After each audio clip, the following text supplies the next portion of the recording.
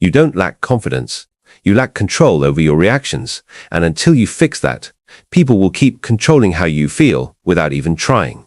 One comment, one message, one moment, and suddenly your mood changes, your energy shifts, your peace is gone.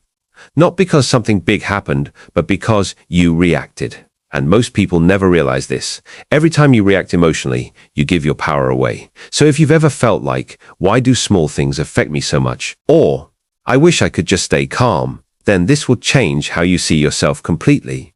Because today you're going to learn something different, not how to feel confident, but how to become someone who cannot be controlled. Stay with this, because once you understand this, you won't react the same way again. You don't lack confidence. You lack control over your reactions. And until you fix that, people will keep controlling how you feel without even trying. One comment, one message, one moment, and suddenly your mood changes. Your energy shifts. Your peace is gone. Not because something big happened, but because you reacted. And most people never realize this. Every time you react emotionally, you give your power away. So if you've ever felt like, why do small things affect me so much?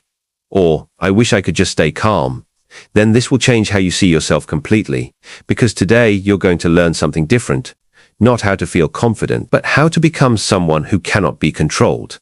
Stay with this, because once you understand this, you won't react the same way again. Chapter 1. The moment you lose your power. Most people don't lose their power in big moments. They lose it in small ones, a message, a comment, a look, a tone. Something small happens, and without thinking, you react. You reply too quickly. You defend yourself. You explain. You raise your voice, or you shut down completely. And in that moment, it feels natural. It feels justified. It feels like, I had to respond. But what you don't see is what you just gave away. Because every reaction is a transaction, and most people are giving their peace away for free. When someone criticizes you, they're not just giving an opinion. They're creating an opportunity for you to lose control. And the moment you react, without awareness, you accept it. You give them access to your state, to your emotions, to your energy. And now, they don't just affect you in that moment. They stay with you. You think about it later. You replay it. You feel it again. And suddenly something small has taken control of your entire day. You felt this before? You send a message. They don't reply the way you expected. Or they don't reply at all. And your mind starts moving. Why are they ignoring me? Did I say something wrong? Something feels off. And now, you're not present anymore. You're reacting. Internally. Emotionally. Automatically. Or maybe it's something even simpler. Someone says something slightly disrespectful, not even serious, but it hits something in you. And before you think, you respond quickly, emotionally. And later, when everything settles, you think, I didn't need to react like that. That's the moment you lost control. Not because the situation was big, but because the reaction was automatic. And this is where most people misunderstand power. They think power is speaking louder, proving a point, defending themselves, winning the moment. But real power is something else entirely. Real power is not reacting, not immediately, not automatically, not emotionally. Because when you don't react, you create space. And in that space, you have control over what you say, control over what you do, control over how you show up. And that changes everything. Let's make this real. Someone tries to provoke you, a comment, a tone, something designed to get a reaction before. You react instantly. You engage. You defend. You give them exactly what they expected. Now imagine something different. You hear it. You feel it. But you don't respond immediately. You stay calm. You stay still. And suddenly the situation loses power. Because it needed your reaction to grow. And you didn't give it. That's control. That's self-mastery. And that's rare. Because most people are constantly reacting to opinions, to emotions, to situations, to things that don't even matter long term. And because of that, they never feel stable. Their mood changes too quickly. Their energy depends on others. Their peace is fragile. And that's exhausting. But here's the truth. You don't need to control everything around you. You only need to control one thing, your response. Because your response determines everything that follows. And when you master that, you stop being controlled by moments. You stop being controlled by people. You stop being controlled by emotions, and you start living differently, calmer, clearer, more grounded. But this doesn't happen by accident, because your reactions right now are not random. They're patterns, learned, repeated, automatic. And until you understand them, you will keep repeating them, even when you don't want to. So, before we go further, pause for a second. Think about the last time you reacted. Not a big moment, a small one, a message, a comment, a situation that shifted your mood. Ask yourself, did that reaction protect my peace or did it take it away? That question is where everything begins. And if this is already starting to feel familiar, if you're recognizing moments in your own life, stay with this. If you're serious about becoming someone who is no longer controlled by reactions, subscribe and turn on notifications, because this is where real self-mastery is built. And if this chapter already made you reflect on something specific, share it in the comments. What's one moment you wish you handled differently? Because awareness is always the first step. But this is just the beginning, because reacting is not the real problem. It's what reacting costs you that most people never fully see. Chapter 2. Why reacting costs you more than you think. Most people think reacting is harmless, just a moment, just a response, just something that happens and then passes, but it doesn't, because every reaction leaves something behind, not just in the situation, but in you, and the cost is higher than you realize. Let's start with something simple. You get a message, something about it feels off, short, cold, different, and instantly your mood shifts. You feel it, that tension, that slight frustration, that need to respond, so you do. Maybe you reply quickly, maybe your tone changes, maybe you over-explain. And in that moment it feels small, but it's not, because now your energy has shifted. Your focus has changed, your peace has been interrupted, all because of one moment. That's the first cost, your state. Reacting doesn't just affect what you say, it affects how you feel. And once your state changes, everything after it changes too. Your thought, your decisions, your energy, your presence. Now let's go deeper. Reacting exposes something. Even when you don't realize it, it shows where you're sensitive, where you're affected, where something still has control over you. Because calm doesn't expose anything, but reaction does. Imagine someone criticizes you. Before you react immediately, you defend yourself, you explain, you try to correct them, and in doing that you reveal something, that their words affected you, that they touched something real, and now they know it. Not because you told them, but because you showed them. That's the second cost. Exposure. Not vulnerability, but emotional exposure, where your reactions show what controls you. Now let's talk about something deeper. Regret. Because reacting feels right in the moment. But later, when everything settles, you see it differently. You think, I didn't need to say that. I could have handled that better. Why did I react like that? And that feeling stays longer than the moment itself. Because now, you're not just dealing with the situation. You're dealing with yourself. That internal conversation, that replay, that frustration, that's the third cost, regret. And over time, that builds something, doubt. Doubt in your control. Doubt in your consistency. Doubt in yourself. Because if you can't rely on how you respond, you don't feel stable. And stability is the foundation of confidence. So reacting doesn't just affect the moment. It affects how you see yourself. Now let's go even further. Reacting gives people access to your peace. This is the one most people never fully understand. If one comment ruins your mood, that person now has influence over your state. If one situation changes your entire day, that situation has control over you. And the more this happens, the more your peace depends on things outside of you. People, situations, opinions, timing, and that's dangerous, because those things are not stable. They change constantly, which means your peace becomes unstable too. That's the fourth cost, dependency, on things you cannot control. And that's why reacting feels exhausting, not because of the moment itself, but because of what it creates afterward. A chain reaction, one moment leads to another. One thought leads to another. One feeling spreads into the rest of your day, and suddenly you're carrying something that didn't need to stay.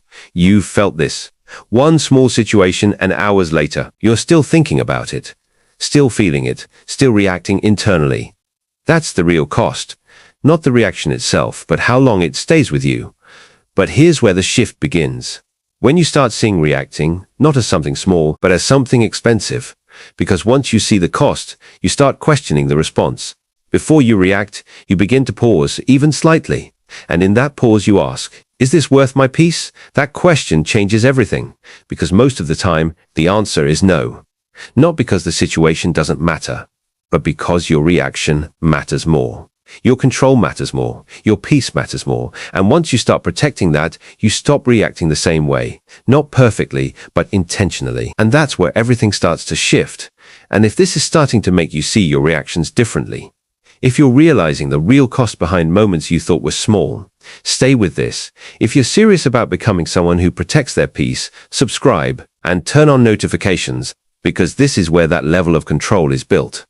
And if this chapter made you think of a moment where you reacted and felt it afterward, share it in the comments. What did it cost you? Because awareness of the cost is what creates change.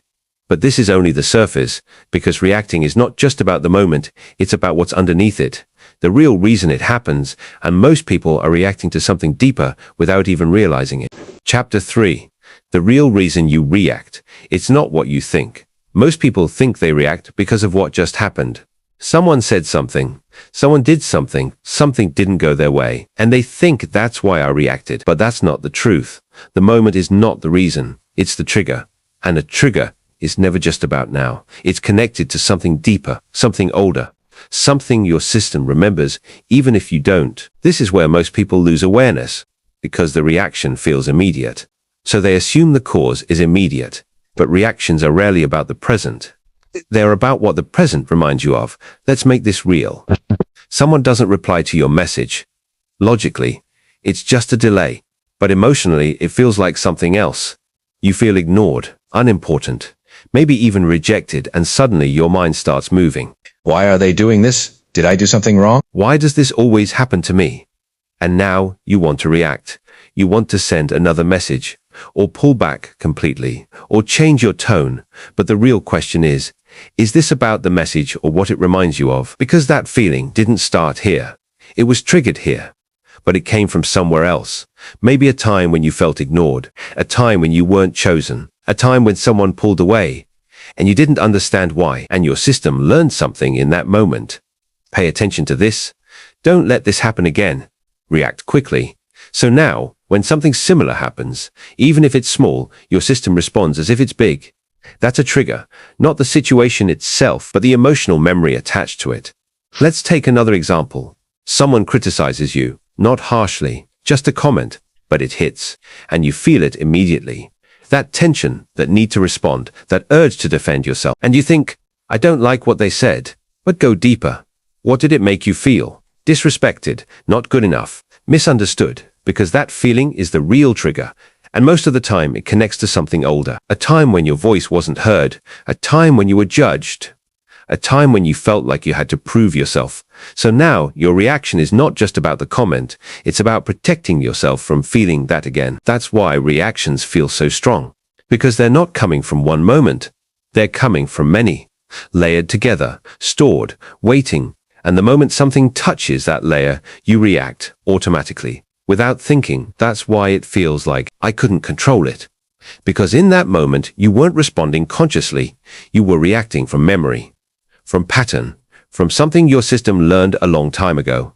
And this is important, because once you understand this, you stop blaming the moment, and you start understanding the pattern. You stop asking, why did that bother me so much? And you start asking, what did that remind me of? That question changes everything, because now you're not stuck at the surface. You're going deeper, and deeper is where control begins. Because you cannot control what you don't understand. But once you see the pattern, you can interrupt it, not instantly, but intentionally. Let's make this practical. Simple action step. The next time you feel triggered, pause. Not to stop the feeling, but to understand it. Ask yourself, what am I actually feeling right now?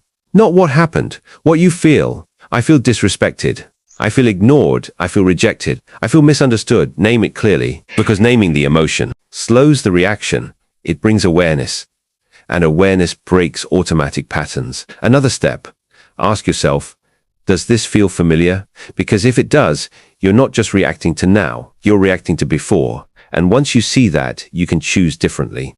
Maybe not perfectly, but differently. And that's how patterns start to break, not by forcing yourself to be calm, but by understanding what's actually happening. Because when you understand your triggers, you take back control. And when you take back control, you stop being ruled by moments. You stop being pulled by emotions. You stop being controlled by things that used to affect you. And that's where real power begins. And if this is starting to feel deeper than you expected, if you're recognizing triggers in your own life, stay with this. If you're serious about understanding yourself, not just reacting automatically, subscribe and turn on notifications, because this is where real self-mastery is built. And if this chapter made you realize something about your own triggers, share it in the comments. What is one thing that triggers you more than it should? Because awareness of your triggers is the beginning of control. But now we go further, because once you understand triggers, you still need something else. A way to respond without losing yourself. And that's where most people struggle, because they think silence is weakness, when in reality, silence is one of the most powerful tools you have. Chapter 4. Silence is a strategy, not weakness. Most people misunderstand silence. They think silence means weakness, fear, avoidance, not knowing what to say. So when something happens, they rush to respond, to prove a point, to defend themselves, to not look weak. But in doing that, they lose something far more important: control. Because reacting quickly is not strength, it's exposure. And silence, when used correctly, is power. Real power. Not loud, not aggressive, but controlled, intentional, and precise. Let's make this real. Someone says something to you, a comment that feels off, maybe slightly disrespectful, maybe dismissive, and instantly you feel the urge to respond, to correct them, to defend yourself, to say something back. And most people do. They react. And in that moment, they give everything away. Their emotion, their state, their control. But imagine something different. You hear it. You feel the reaction rising, but you don't speak, you don't rush, you don't react. You pause. And in that pause, something shifts, because now you're not being controlled by the moment, you're controlling yourself within it, and that changes the entire dynamic.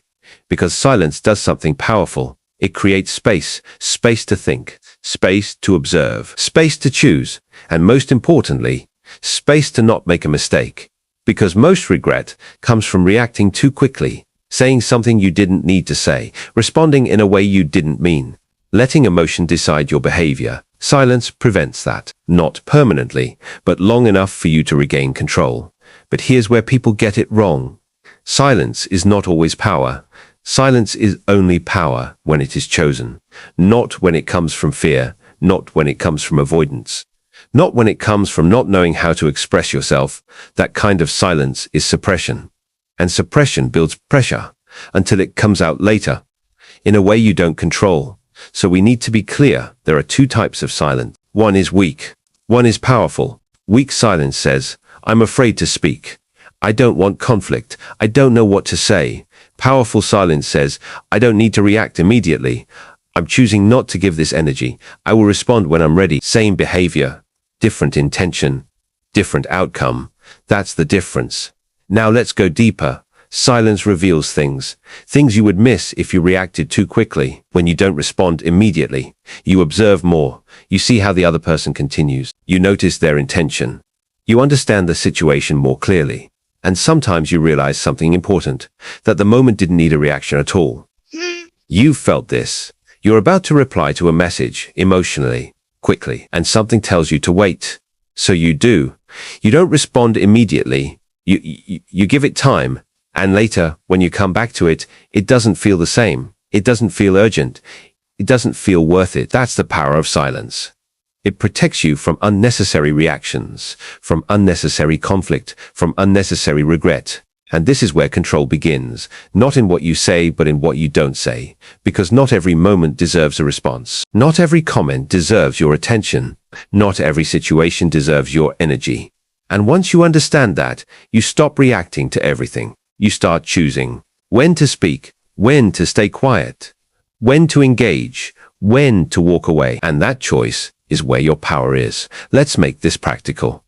Simple action step. The next time you feel triggered, don't respond immediately. Give yourself time, not hours, not days, just a pause, even 60 seconds, even a few breaths, because that small delay interrupts the reaction. Another step. When you feel the urge to reply quickly, especially through text, don't send it immediately. Write it, read it, then wait, because most reactions feel urgent, but are not important. And finally, practice being comfortable with silence, in conversations, in interactions, in moments where you would normally react. Because silence is not empty, it's controlled. And control is what creates respect, not just from others, but from yourself. And if this is starting to change how you see silence, if you're realizing that not reacting can be more powerful than reacting, stay with this. If you're serious about becoming someone who moves with control instead of impulse, subscribe and turn on notifications, because this is where that level of discipline is built. And if this chapter made you think of a moment where silence would have served you better, share it in the comments, because awareness of those moments is what sharpens your control. But silence alone is not enough, because eventually you will need to respond. And when you do, it needs to come from control, not emotion. So the next step is learning how to control your emotions in the exact moment they rise. Chapter 5. How to control your emotions in the moment. This is where everything changes, because understanding your reactions is one level, but controlling them in the exact moment they happen, that's a different level. That's where most people struggle. Not after, not when they reflect, but in the moment when the emotion rises, fast, strong, automatic, you felt it. That instant shift, someone says something, something happens, and your body reacts before your mind catches up. Your heart rate changes. Your breathing tightens. Your thoughts speed up. And in that moment, you feel like, I need to respond now. That urgency is the trap, because most reactions are not driven by logic. They're driven by intensity, and intensity makes everything feel important, even when it's not. So the goal is not to remove emotion. That's not realistic. The goal is to create control inside the emotion. While it's happening, let's break this down. Step 1, notice the shift. Before control comes awareness, because right now your reactions happen too fast. So the first skill is simple. Notice the moment, that exact moment when something changes, when your body reacts, when your mind speeds up, when you feel that urge to respond. That's the signal, not to react, but to pause. Step 2, pause your body. This is critical, because emotion is not just mental, it's physical. Your body is preparing to react. So instead of thinking your way out of it, you slow your body down. Relax your shoulders, unclench your jaw, take a slow breath, then another, and another. Because when your body slows, your mind follows. Step 3, name the emotion. This is where control deepens. Instead of saying, this situation is wrong, you say, this is what I feel. I feel disrespected. I feel ignored. I feel frustrated. I feel anxious. Naming the emotion creates distance. You are no longer inside it. You're observing it, and that changes everything. Step 4, delay the response. This is where power shows up. Because now you don't respond immediately, not in conversation, not through text, not through action. You give yourself time, even if it's just seconds, because most reactions feel urgent, but are not important. And when you delay, you remove the emotional pressure. Step 5, choose your response. Now you decide, not react, decide. You ask yourself, what response protects my peace? Not what response proves my point. Not what response wins this moment. But what response keeps me in control? And sometimes the answer is silence. Sometimes it's a calm response. Sometimes it's no response at all. That's power. Not reacting because you can't, but not reacting because you choose not to. Let's make this real. Someone sends you a message that feels disrespectful before you reply instantly. Emotionally, defensively. Now you see it. You feel the reaction rising, but you don't respond. You pause. You breathe. You name what you feel. And you wait. Minutes, maybe longer. And when you respond, it's different. Calm, clear, controlled. Or maybe you don't respond at all, because you realize it's not worth your energy. That's emotional control. Not suppression, not avoidance, choice. And here's the truth. This will not feel natural at first, because your system is used to reacting, used to moving quickly, used to following emotion. So when you slow it down, it feels uncomfortable, unfamiliar, even wrong. But that discomfort is growth.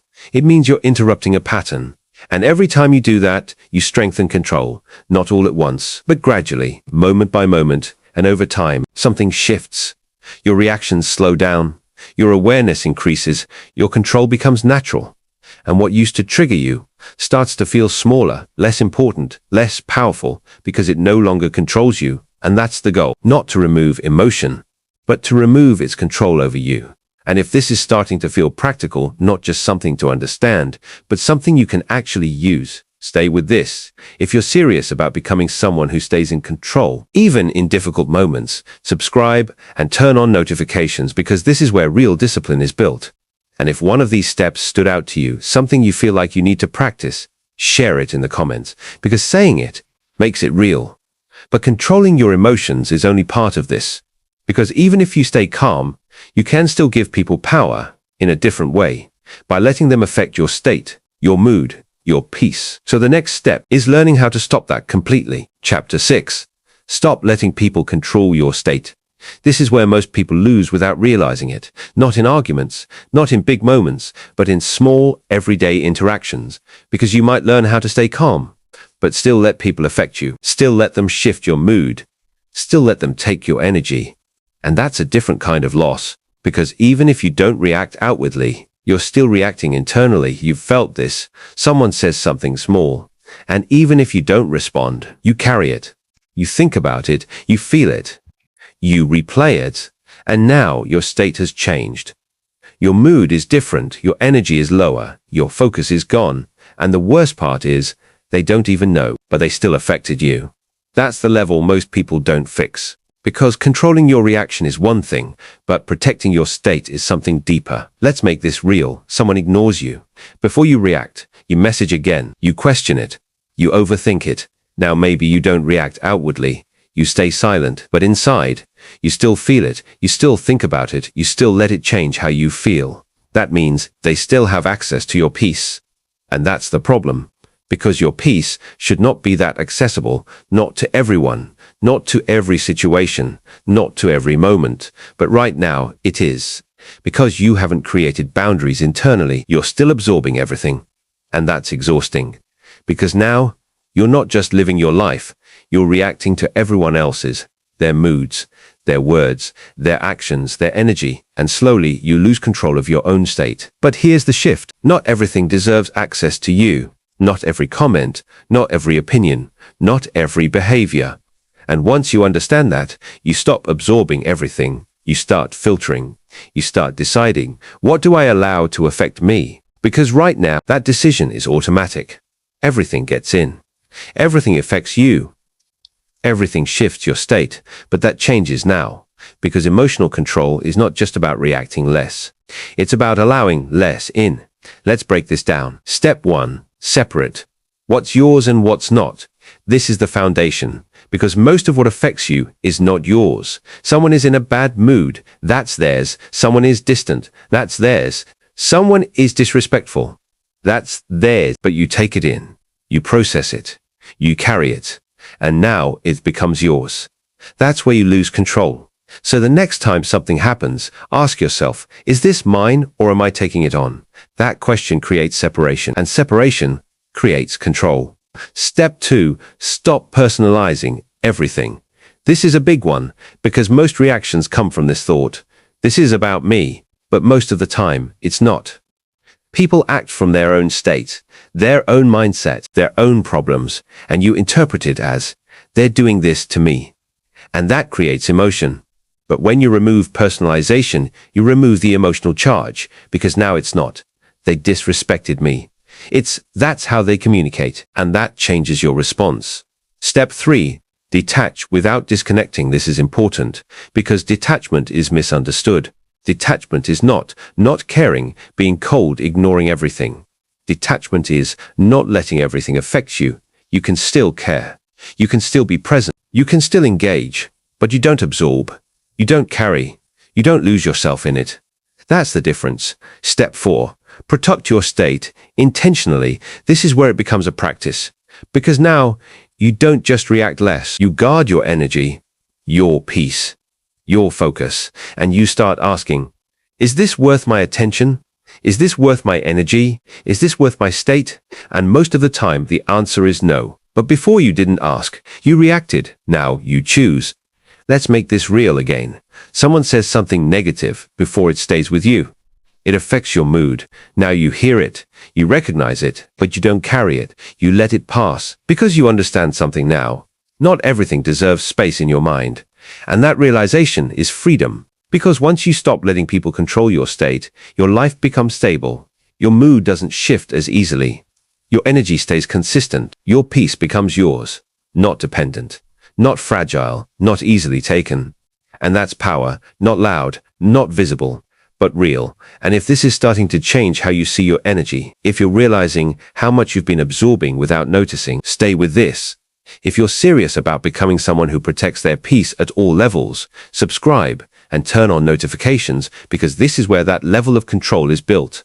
And if this chapter made you realize something specific, something you've been carrying that wasn't yours, share it in the comments. What's one thing you're going to stop taking personally? Because that decision alone can change your entire state. But this is not the final level, because controlling your reactions and protecting your state still requires something deeper: consistency, training, a way to build this into your daily life so it becomes natural. Not something you try to do, but something you are. Chapter 7. Training a calm mind daily. Control is not built in big moments. It's built in small ones, quiet ones, repeated ones, because the truth is you don't rise to the level of your intention. You fall to the level of your training. And right now, most people are not training calm, they're training reaction. Every time you respond instantly, check your phone, emotionally replay situations, let small things affect you, you are reinforcing a pattern. Not just once, but daily, and over time, that becomes who you are. Reactive, sensitive to everything, easily moved. But the same principle works the other way. If you train calm, you become calm, not by force, but by repetition. And this is where most people get it wrong. They wait for situations to test their control, instead of preparing for them. But emotional control is not something you improvise, it's something you build, daily, quietly, consistently. So this chapter is not about theory, it's about training, simple, practical, effective. Daily practice 1, silence. Start with this: 5 minutes, no distractions, no phone, no music, just silence. And at first it will feel uncomfortable. Your mind will move, your thoughts will race. You'll feel the urge to do something. That's the point. Because most people cannot sit with themselves. They need constant stimulation, constant input, constant distraction, and that weakens control. Silence strengthens it, because when you can sit in silence, you can sit in emotion. And when you can sit in emotion, you don't react to it. Daily practice 2, slow your breathing. This is simple but powerful. Throughout the day, pause, take a slow breath, in, hold, out, and do it again. Because your breathing controls your state. Fast breathing creates urgency. Slow breathing creates calm. And when your body is calm, your reactions slow down. This is not theory, it's physiology. Daily practice 3, review your triggers. At the end of your day, reflect, not in a judgmental way, in an observational way. Ask yourself, when did I react today? What triggered me? How did I respond? What would I do differently next time? Write it down, because writing creates clarity, and clarity builds control. Over time, you'll start seeing patterns, not random reactions, repeated ones, and once you see the pattern, you can change it. Daily practice 4, mental rehearsal. This is where you prepare. Think about a situation that usually triggers you, a specific one, someone's behavior, a type of message, a certain tone. Now imagine it happening. But this time, you respond differently.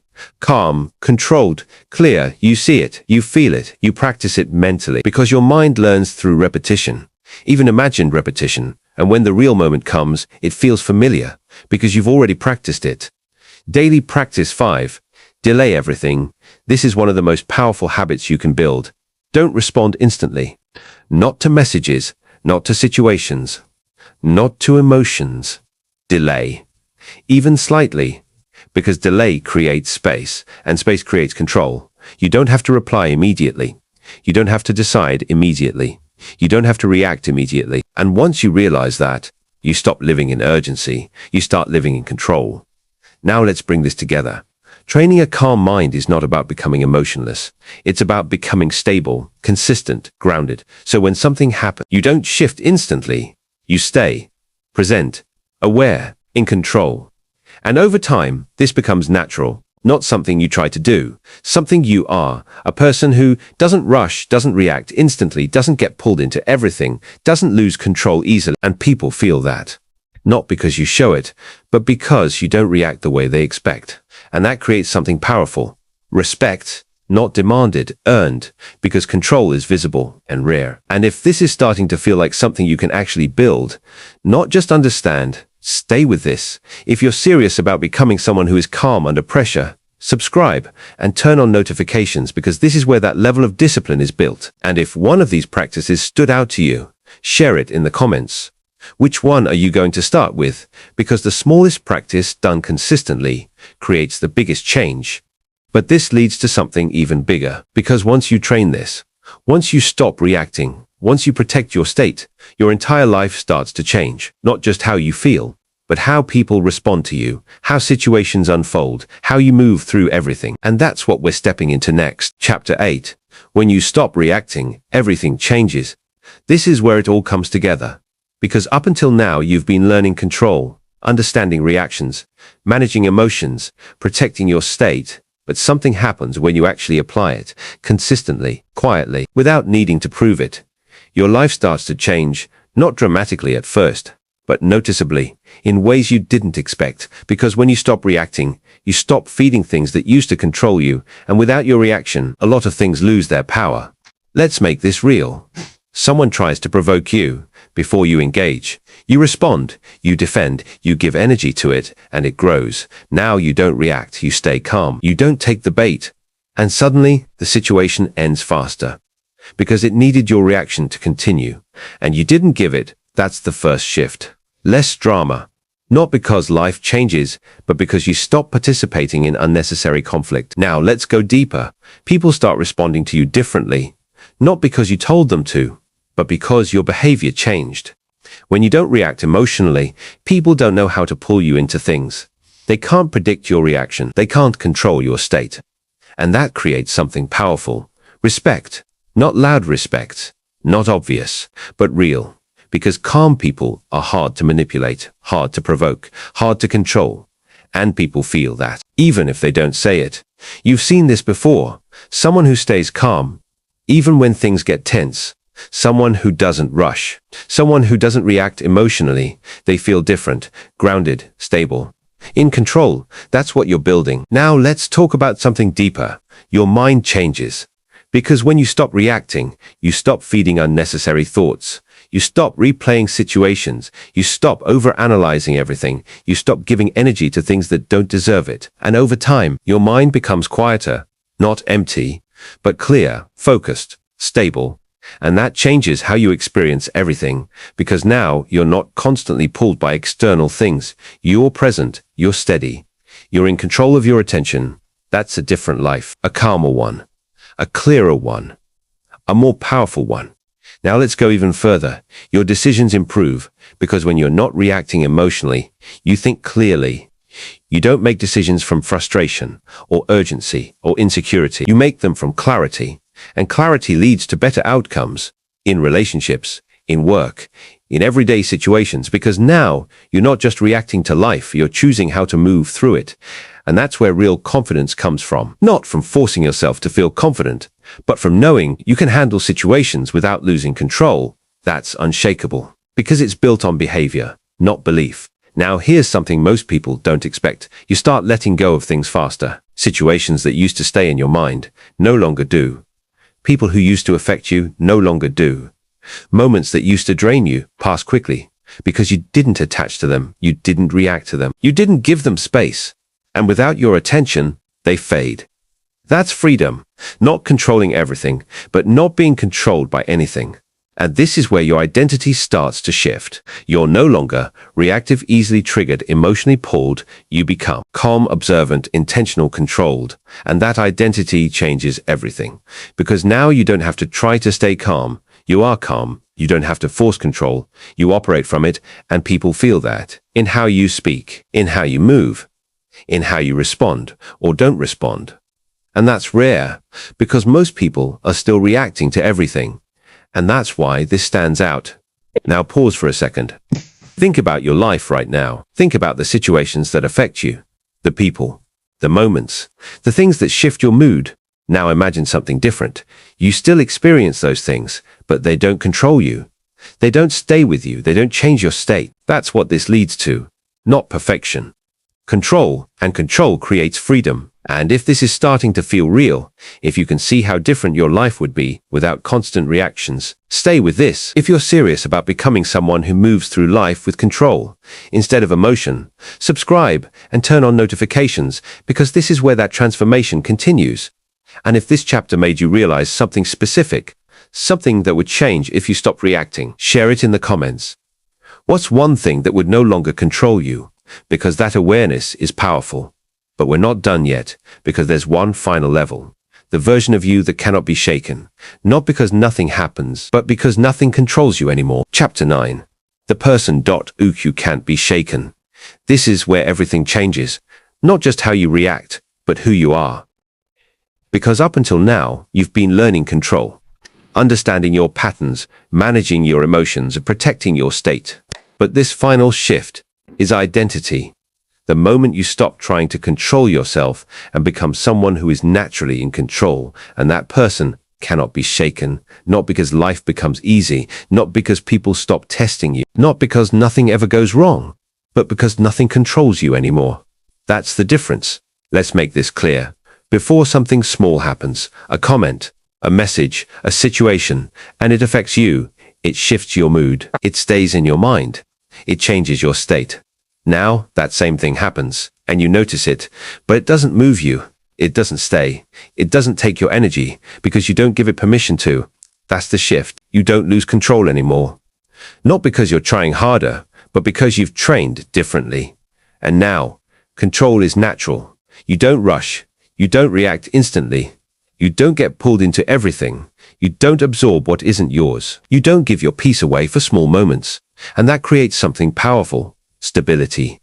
Real stability, the kind that doesn't change based on people or situations or opinions, the kind that comes from within. And that stability becomes your confidence, not forced, not loud, but unshakable. Because now you trust yourself, you trust how you respond, you trust your control, you trust your ability to handle anything without losing yourself. That's real confidence, not what you say, not how you appear, but how you operate under pressure.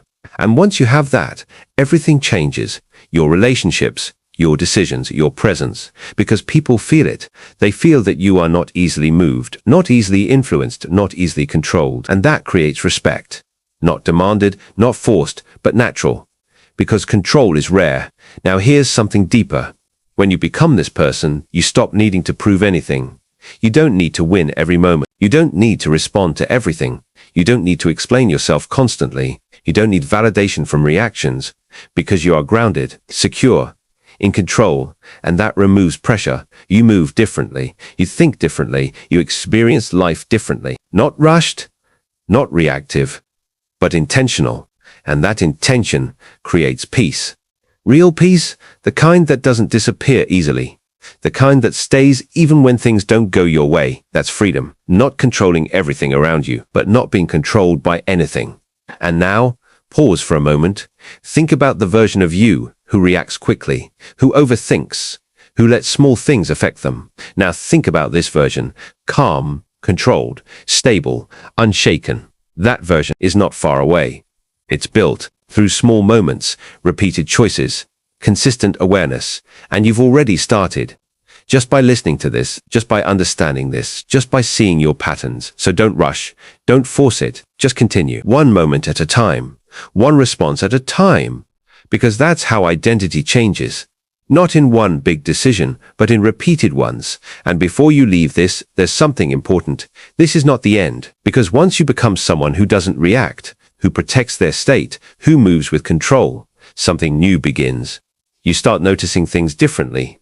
You start seeing who deserves your energy, who doesn't, what aligns with you, what doesn't, and that leads to a different challenge.